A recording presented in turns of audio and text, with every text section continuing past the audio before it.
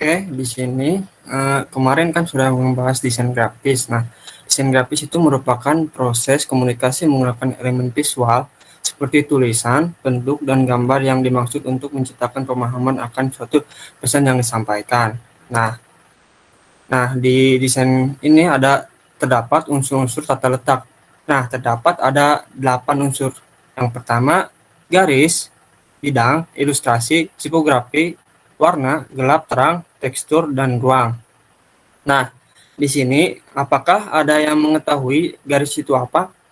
Nah, siapa? Boleh dijawab?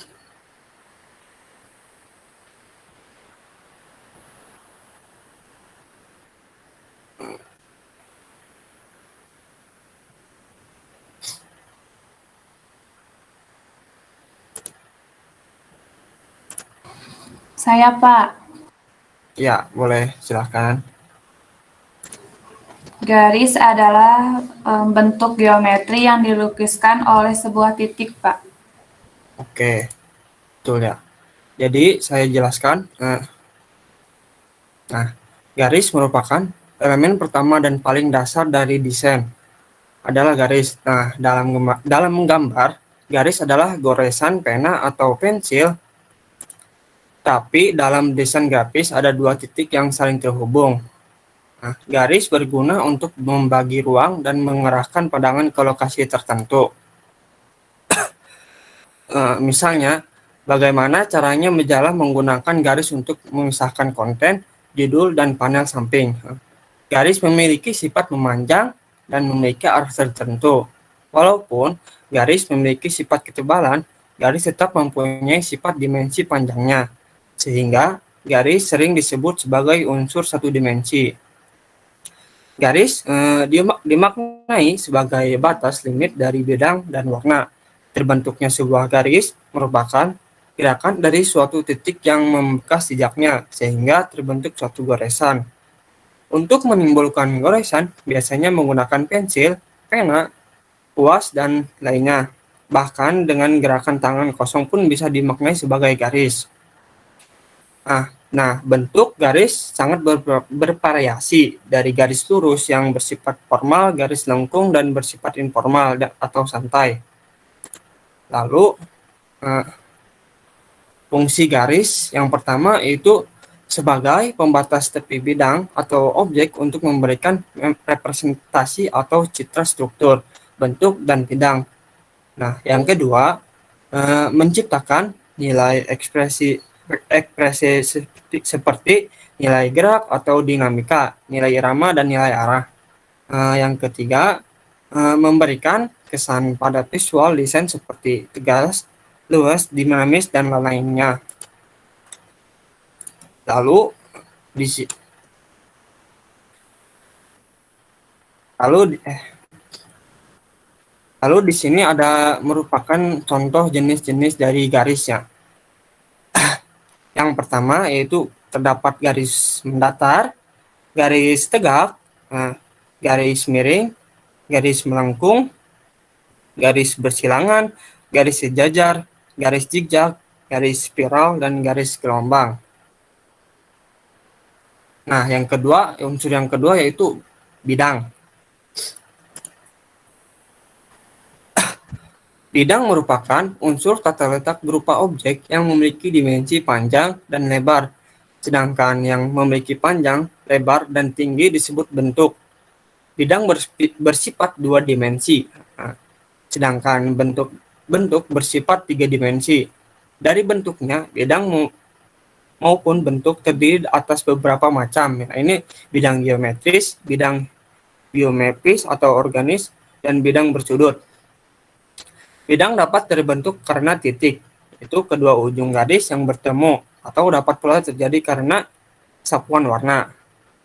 Bidang beraturan yang dikenal sebagai kotak, lingkaran, dan segitiga. Lanjut, unsur yang ketiga yaitu ilustrasi.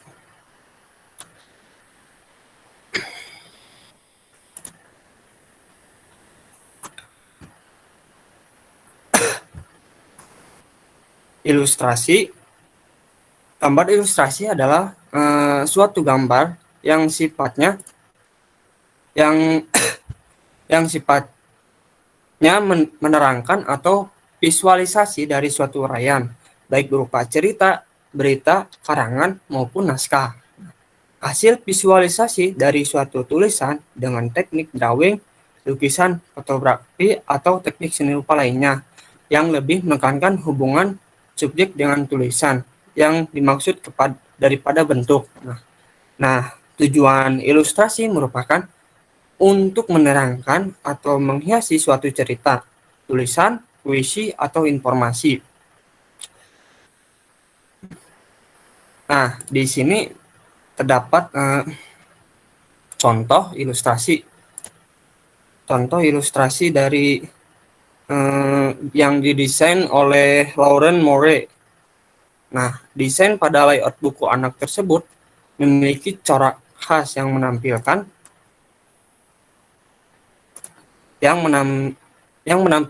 beragam gambar ilustrasi hewan dalam aneka rupa warna yang atraktif. Lalu, fungsi ilustrasi yang pertama, memberikan bayangan setiap karakter di dalam ceritanya. Terus yang kedua, memberikan bayangan bentuk alat-alat yang digunakan di dalam tulisan ilmiah.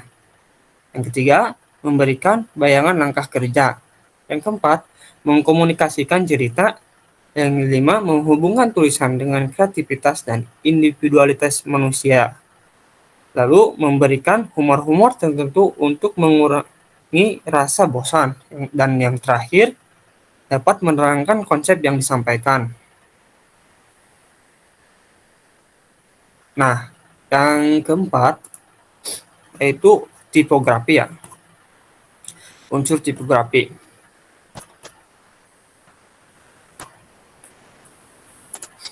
Tipografi merupakan salah satu elemen dari dunia desain grafis yang unik. Tipografi bukan hanya sekedar elemen bacaan, tapi juga mempunyai unsur seni yang luar biasa. Tipografi dapat dikatakan sebagai bahasa yang dapat dilihat. Nah, tipografi merupakan suatu ilmu dalam memilih dan menata huruf dengan pengaturan penyebaran pada ruang-ruang yang tersedia dan untuk menciptakan kesan tertentu, sehingga dapat menolong pembaca untuk mendapatkan kenyamanan membaca semaksimal mungkin. Seni tipografi merupakan karya atau desain yang menggunakan pengaturan huruf sebagai elemen utama. Tipografi, menurut Rand Brewer, dapat memiliki pengertian luas yang meliputi penataan atau pola halaman. Pada pengertian lebih luasnya meliputi penataan dan pola halaman atau setiap barang cetak.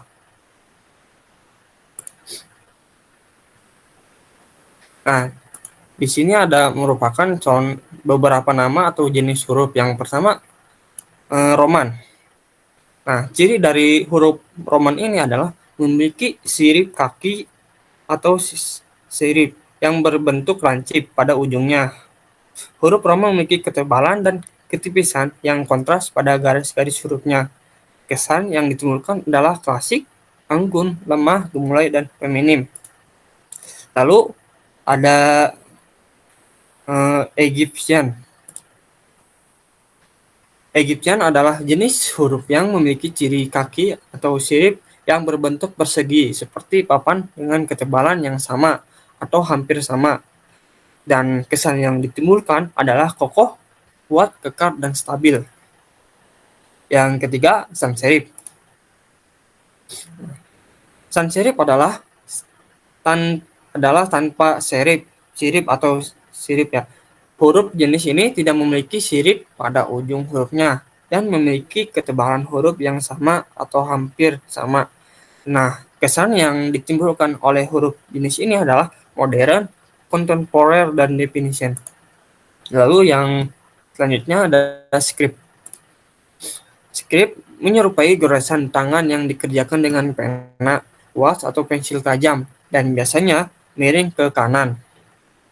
Nah, kesan yang ditimbulkannya ialah sifat pribadi dan akrab. Lalu yang terakhir, huruf jenis ada miscellaneous, yaitu huruf yang pengembangannya dari bentuk-bentuk yang sudah atau ditambahkan hiasan dan ornamen atau garis-garis dekoratif. Nah, kesan yang dimiliki ialah dekoratif dan ornamental. Lalu selanjutnya, nah unsur yang selanjutnya itu warna. Warna dalam layout dapat membuat gambar menarik perhatian dan mengidentifikasi objek. Pemilihan warna sangat penting dan menghasilkan karya yang berkualitas, karena Anda harus mengetahui tentang yang ingin Anda lakukan dan warna apa yang cocok untuk tujuan Anda. Lalu unsur selanjutnya yaitu gelap, terang. Nah, gelap terang merupakan keadaan suatu bidang yang dibedakan dengan warna tua untuk gelap dan warna muda untuk yang terang. Nah, hal ini disebabkan oleh perbedaan intensitas warna atau karena pengaruh cahaya. Nah, pengaturan gelap terang pada desain grafis dapat diciptakan dengan pengaturan intensitas warna dapat pula diciptakan menggunakan efek khusus. Nah, contoh di gambar seperti ini ya, di sebelah kanannya terang, sebelah kiri terang, di sebelah kanannya gelap ya. Nah, selanjutnya tekstur. Unsur yang selanjutnya yaitu tekstur.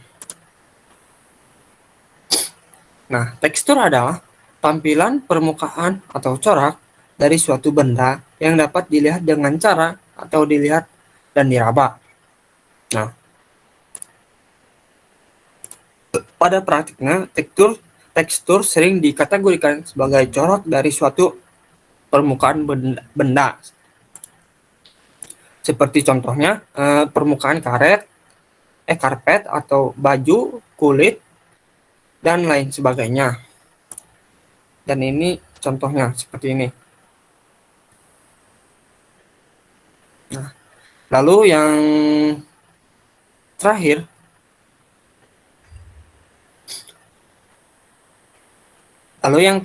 terdapat ruang atau space.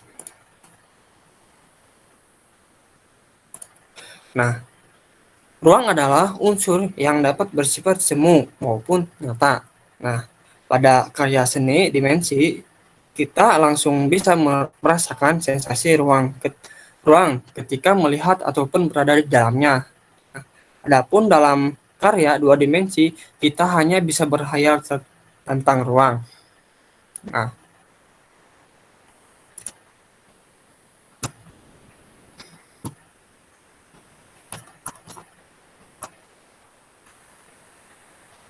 oke, dari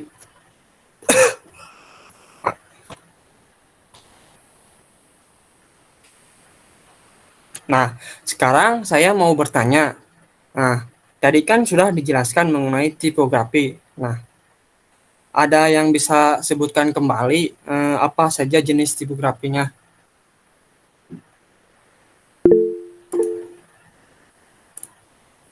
Nah, silahkan Wilham. Izin menjawab pertanyaan Bapak. Jenis-jenis tipografi ada Roman, Egyptian, sans serif, script, dan miscellaneous. Nah, itu Pak.